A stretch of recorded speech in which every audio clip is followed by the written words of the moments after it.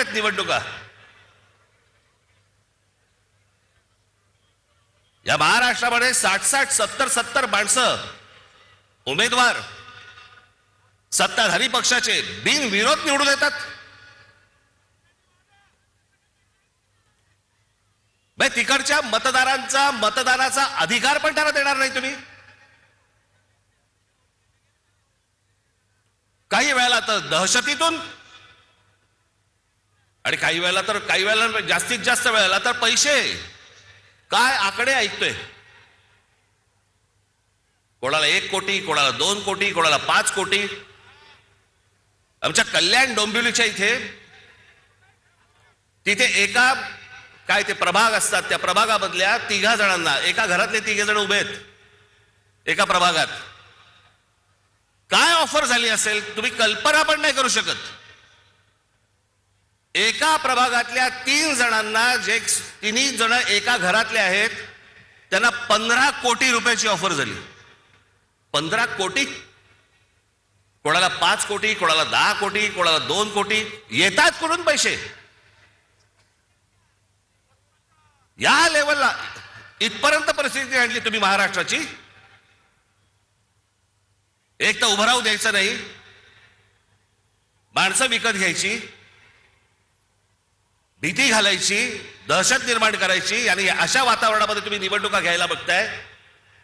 मला समजलंच नाही. या इथे नाशिकमध्ये पण भारतीय जनता पक्ष, अहो तुमच्याकडे माणसं होती ना, जुनी काम करणारी माणसं होती ना.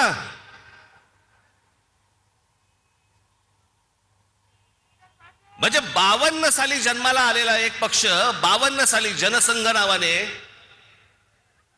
त्यांना 2026 ला पोरं भाड्याने घ्यावी लागतात.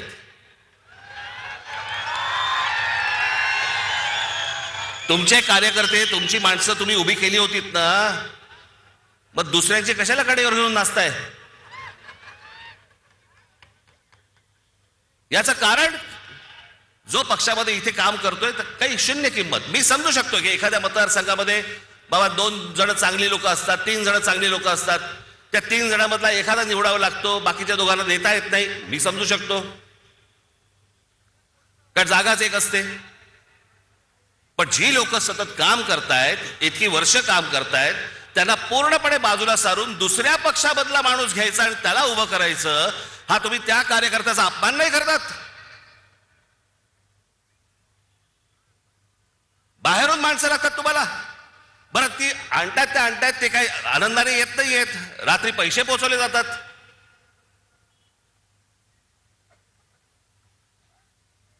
म्हणजे आमचे मित्र आता संजय राऊत आता म्हणाले तपोवनातली झाडं इथे त्यांना छटायची आहेत त्या महाजनना.